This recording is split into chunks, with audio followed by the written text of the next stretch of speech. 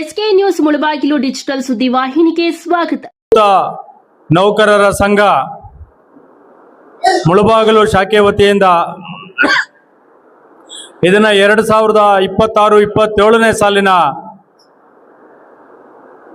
ನಿವೃತ್ತ ನೌಕರರ ಸಮ್ಮೇಳನವನ್ನ ಇದನ್ನ ಯೋಗಿನಾರಾಯಣ ಕಲ್ಯಾಣ ಮಂಟಪದಲ್ಲಿ ಹಮ್ಮಿಕೊಂಡಿದ್ದು, ಈ ಒಂದು ಕಾರ್ಯಕ್ರಮದ ಉದ್ಘಾಟಕರು ನಮ್ಮ ನೆಚ್ಚಿನ ಶಾಸಕರು, ಈಗಾಗಲೇ ಒಂದು ಟಿವಿ ಚಾನೆಲ್ ನಡೆಸಿದಂತಹ ಅತ್ಯುತ್ತಮ ಶಾಸಕರು ಆ ಸ್ಪರ್ಧೆಯಲ್ಲಿ ವೋಟಿಂಗ್ ಮುಖಾಂತರ ಕರ್ನಾಟಕದ ಅತ್ಯುತ್ತಮ ಶಾಸಕರಾಗಿ, ನಮ್ಮ ಬೆಂಗಳೂರು ವಿಭಾಗದ ಅತ್ಯುತ್ತಮ ಶಾಸಕರಾಗಿ ಆಯ್ಕೆಯಾಗಿರುವಂತಹ ಶ್ರೀಯುತ ಸಮೃದ್ಧಿ ಮಂಜುನಾಥ್ ಸರ್ ಅವರೇ, ಕರ್ನಾಟಕದ ನೌಕರ ಬಂಧುಗಳ ಧೀಮಂತ ನಾಯಕರು, ಇದೀಗ ನಿವೃತ್ತಿ ನೌಕರರ ರಾಜ್ಯ ಆಡಳಿತದ ಚುಕ್ಕಾಣಿಯನ್ನು ಹಿಡಿದಿರುವಂತಹ ನಮ್ಮ ಶ್ರೀಯುತ ಭೈರಪ್ಪ ಸಾರ್ ಅವರೇ, ಈ ಒಂದು ಕಾರ್ಯಕ್ರಮದಲ್ಲಿ ಹಾಜರಿರುವಂತಹ ನಮ್ಮ ಜಿಲ್ಲಾ ಅಧ್ಯಕ್ಷರು ಆದಂತಹ ಶ್ರೀಯುತ NV ಆಂಜನಪ್ಪನವರೇ, ಅದೇ ರೀತಿ ವೇದಿಕೆಯ ಮೇಲೆ ಇರುವಂತಹ ಎಲ್ಲ ರಾಜ್ಯದ ಪದಾಧಿಕಾರಿಗಳು ಹಾಗೂ ಜಿಲ್ಲಾ ಪದಾಧಿಕಾರಿಗಳು ಹಾಗೂ ತಾಲೂಕು ಪದಾಧಿಕಾರಿಗಳು ಹಾಗೂ ನನ್ನ ನೆಚ್ಚಿನ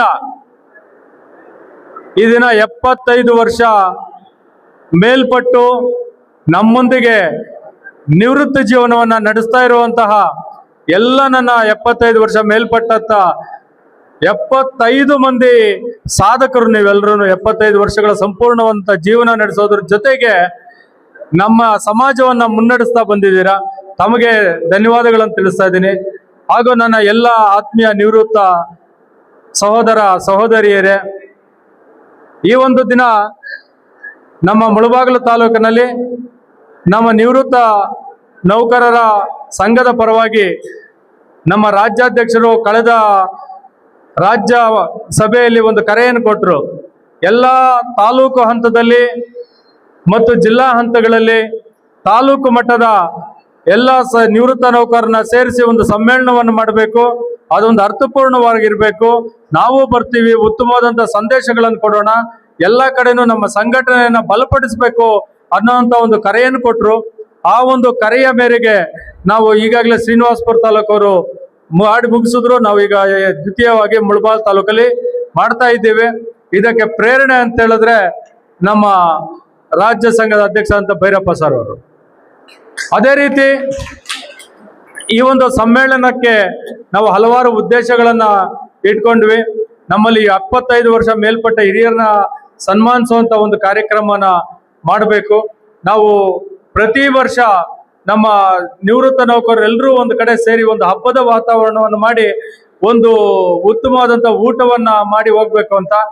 ಅದಕ್ಕೆ ನಮ್ಮ ಎಲ್ಲ ನಿವೃತ್ತ ನೌಕರರಿಗೆ ಊಟದ ವ್ಯವಸ್ಥೆಯನ್ನ ನಮ್ಮ ಸನ್ಮಾನ್ಯ ಸಮೃದ್ಧಿ ಮಂಜುನಾಥ್ ರವರು,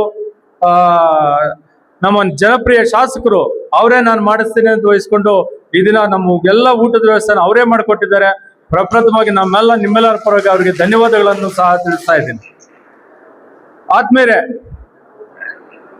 ನಾವು ಸಂಘ ಪ್ರಾರಂಭವಾದಾಗಿಂದ ಈ ದಿನ ನಾನು ಶ್ರೀಯುತ KB ಮಾಣಿಕ್ಯಂರವರನ್ನ ಸ್ಮರಿಸ್ಕೊಳ್ಳೇಬೇಕು.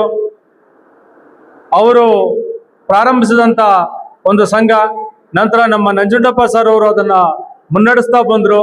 ಮೂರನೇದಾಗಿ ನಾನು ಈ ಸಂಘದ ಅಧ್ಯಕ್ಷನಾಗಿ ತಮ್ಮೆಲ್ಲರ ಆಶೀರ್ವಾದದಿಂದ ಬಂದಿದ್ದೇನೆ. ನಮ್ಮ ಇದುವರೆಗೂ ಏನು ನಡೆಸ್ಕೊಂಡ್ ಬರ್ತಾ ಇದ್ರು ಪ್ರತಿ ತಿಂಗಳ ಸಭೆ, ಅದು ಎಲ್ಲ ತಿಂಗಳಲ್ಲೂ ಆ ಸಭೆ ನಡೆಯುತ್ತೆ. ಆ ಸಭೆಯಲ್ಲಿ ನಮ್ಮ ಕುಂದುಕೊರತೆಗಳ ಒಂದು ವಿನಿಮಯ ಆಗತ್ತೆ. ಆ ಕುಂದುಕೊರತೆಗಳಿಗೆ ಸ್ಪಂದಿಸುವಂತ ಕಾರ್ಯಗಳು ಆಗಿದೆ. ಈಗಾಗಲೇ ನಾವು ಬಂದ ಮೇಲೆ ನಮಗೆ ಬಂದಂತ ಕೆಲವೊಂದು ಸಮಸ್ಯೆಗಳು ನಮ್ಮ ನಿವೃತ್ತ ನೌಕರರಿಂದ ಏನ್ ಬಂತು, ಅದು ಬ್ಯಾಂಕಲ್ಲಾಗಿರ್ಬೋದು, ಬೇರೆ ಕಚೇರಿಗಳಲ್ಲಾಗಿರ್ಬೋದು, ಪೊಲೀಸ್ ಇಲಾಖೆಯಲ್ಲಾಗಿರ್ಬೋದು, ನಾವು ತಕ್ಷಣ ಹೋಗಿ ನಮ್ಮ ಪದಾಧಿಕಾರಿಗಳು ಕಾರ್ಯವನ್ನ ಅಟೆಂಡ್ ಮಾಡಿ ಅವ್ರಿಗೆ ನ್ಯಾಯ ಒದಗಿಸೋ ನಿಟ್ಟಿನಲ್ಲಿ ನಿಷ್ಪಕ್ಷಪಾತವಾಗಿ ನಾವು ವ್ಯವಹರಿಸಿದ್ದೇವೆ. ಅದೇ ರೀತಿಯಲ್ಲಿ ನಮ್ಮ ಸಂಘದ ವತಿಯಿಂದ ಪ್ರತಿ ವರ್ಷ ಸಮ್ಮೇಳನವನ್ನು ಮಾಡುವಂಥದ್ದು, ನಂತರ ಹಿರಿಯ ನಾಗರಿಕರ ದಿನಾಚರಣೆಯನ್ನು ಸಹ ಆಚರಣೆ ಮಾಡೋದಕ್ಕೆ ಒಂದು ವ್ಯವಸ್ಥಿತವಾದಂತಹ ರೂಪುರೇಷೆಗಳನ್ನ ಕೈಗೊಂಡಿದ್ದೇವೆ. ಈ ಬಾರಿನೂ ಹಿರಿಯ ನಾಗರಿಕ ದಿನಾಚರಣೆಯನ್ನು ಸಹ ನಾವು ಆಚರಣೆ ಮಾಡ್ತೇವೆ. ಇದರ ಜೊತೆಗೆ ನಮ್ಮ ನಿವೃತ್ತ ನೌಕರರು ನಮ್ಮಲ್ಲಿ ಸದಸ್ಯತ್ವವನ್ನ ಪಡ್ಕೊಂಡಿರುವಂತವ್ರು ಯಾರಾದರೂ ನಿಧನರಾದಂತ ಸಂದರ್ಭದಲ್ಲಿ ನಮ್ಮ ಸಂಘದ ವತಿಯಿಂದ ಅವ್ರಿಗೆ 5,000 ರೂಪಾಯಿಗಳನ್ನ ನೀಡ್ತಾ ಇದ್ದೇವೆ.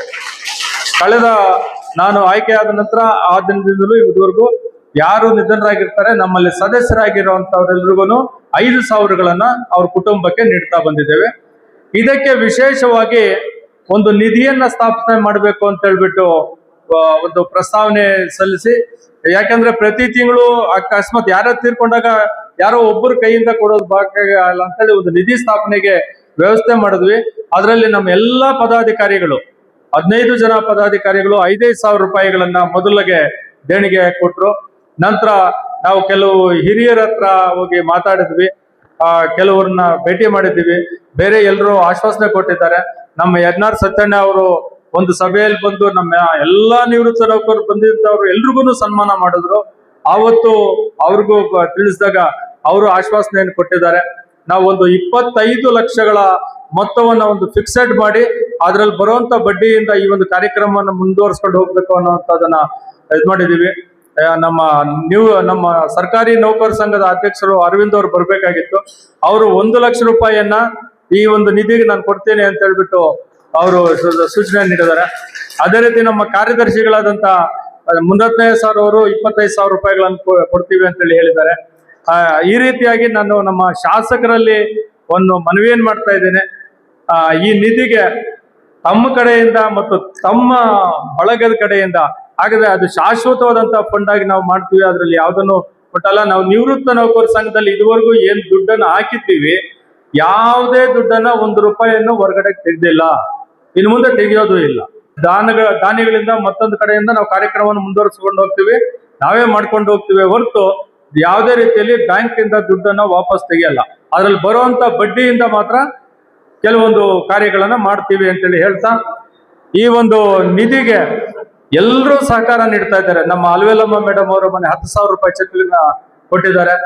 ಅದೇ ರೀತಿ ನಾನು ಮತ್ತೊಮ್ಮೆ ಎಲ್ಲರಲ್ಲೂ ಭಿನ್ವಹಿಸ್ತಾ ಇದ್ದೀನಿ, ಆ ಒಂದು ಶಾಶ್ವತ ನಿಧಿಯನ್ನು ಮಾಡೋಣ. ಅದಕ್ಕೆ ತಮ್ಮೆಲ್ಲರ ನನಗೆ ಸಹಕಾರ ಬೇಕು ಅಂತೇಳಿ ಯಾಚಿಸ್ತಾ, ಈ ಒಂದು ಸಂದರ್ಭದಲ್ಲಿ ನಾವು ನಿವೃತ್ತ ನೌಕರರು ಮೊದಲು ನಮ್ಮ ನೌಕರು ಈಗಲೂ ಸಹ ನಮ್ಮ ನೌಕರ ಭವನದಲ್ಲಿ ಹಾಲಲ್ಲಿ ಸಭೆ ಮಾಡ್ತೀವಿ. ಬರ್ತಾ ಬರ್ತಾ ನಮ್ಮ ಸಂಖ್ಯೆ ಹೆಚ್ಚಾಗ್ತಾ ಬಂದಿದೆ. ಅಲ್ಲಿ ಒಂದು 60-70 ಜನ ಕೂತ್ಕೋಬಹುದು. ಈ ನಡುವೆ ಸಭೆ ಎಲ್ಲ ಏನಾಗ್ತಾ ಇದೆ, ಮೆಟ್ಲ ಮೇಲೆ ನಿಂತ್ಕೊಂಡು 100 ಚಿಲ್ಲರೆ ಮೇಲೆ ಸಭೆಗೆ ಹಾಜರಾಗ್ತಾ ಇದೆ. ಬರೋದು ತುಂಬಾ ಸಂತೋಷ. ಅದಕ್ಕೆ ಒಂದು ವ್ಯವಸ್ಥೆ ಮಾಡಬೇಕು ಅನ್ನುವಂಥ ನಿಟ್ಟಿನಲ್ಲಿ ನಾನು ನಮ್ಮ ಶಾಸಕರಲ್ಲಿ ಒಂದು ಮನವಿಯನ್ನ ಸಲ್ಲಿಸ್ತಾ ಇದ್ದೀನಿ. ನಮ್ಮ ಮುಳಬಾಗಿಲು ಪಟ್ಟಣದಲ್ಲಿ ಎಲ್ಲಾದ್ರೂ ನಮಗೆ ಒಂದು ನಿವೇಶನವನ್ನ ಕೊಡಿಸಿದ್ರೆ ಆ ನಿವೇಶನಕ್ಕೆ ಅದೇನು ಸರ್ಕಾರಿ ಬೆಲೆ ಏನಾಗತ್ತೆ ಅದರಂತೆ ನಾವು ಕೊಂಡ್ಕೊಳ್ಳಕ್ಕೆ ಇದು ಮಾಡ್ತೀವಿ. ಒಂದು 100 ಕನಿಷ್ಠ ಒಂದು ಇದ್ರೆ ಒಂದು ದೊಡ್ಡ ಈ ತರದ ಒಂದು ಹಾಲ್ ಹಾಕೊಂಡ್ರೆ ಇಲ್ಲ, ಜಾಗ ಇಲ್ಲ. ನಾವು ಸರ್ಕಾರಿ ನೌಕರ ಸಂಘದಲ್ಲಿ ಮೇಲ್ಗಡೆ ಸಭೆ ಮಾಡ್ಕೊಂತ ಇದೀವಿ ಅಷ್ಟೇ. ಇದಕ್ಕೆ ನಮ್ಮ ತಮ್ಮೆಲ್ಲರ ಪರವಾಗಿ, ನಮ್ಮ ಸಂಘದ ಪರವಾಗಿ ಸಾಹೇಬ್ರಿಗೆ ಒಂದು ಭಿನ್ನ ಒತ್ತಳೆಯನ್ನ ಇದೇ ಸಂದರ್ಭದಲ್ಲಿ ಅರ್ಪಿಸ್ತಾ ಇದ್ದೇವೆ.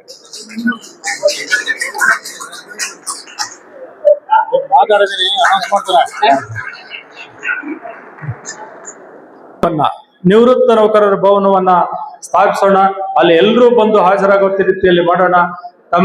ಈ ಒಂದು ಕಾರ್ಯಕ್ಕೆ ತಮ್ಮೆಲ್ಲರ ಸಹಕಾರ ನಾನು ಯಾಚಿಸ್ತಾ ಇದ್ದೇನೆ. ಮುನಿವೆಂಕಟಪ್ಪ ಸರ್ ಅವರು 5,000 ರೂಪಾಯಿಯನ್ನು ಅನೌನ್ಸ್ ಮಾಡಿದ್ದಾರೆ. 10,000 ರೂಪಾಯಿ. ಧನ್ಯವಾದಗಳು ಸರ್, ಧನ್ಯವಾದಗಳು.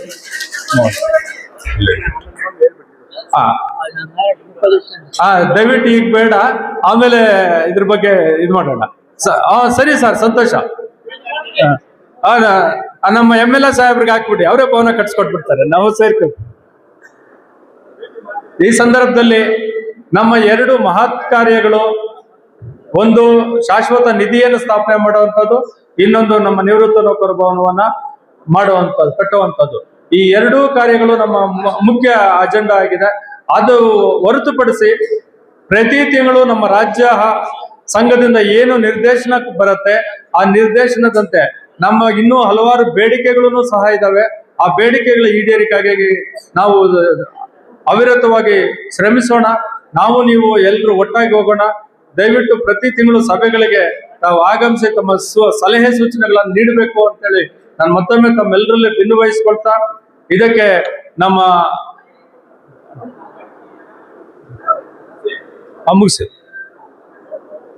ನನ್ನ ಈ ಒಂದು ಪ್ರಾಸ್ತಾವಿಕ ನುಡಿಗಳನ್ನ ಮುಗಿಸ್ತಾ ಇದ್ದೇನೆ. ಜೈ ಹಿಂದ್, ಜೈ ಕರ್ನಾಟಕ.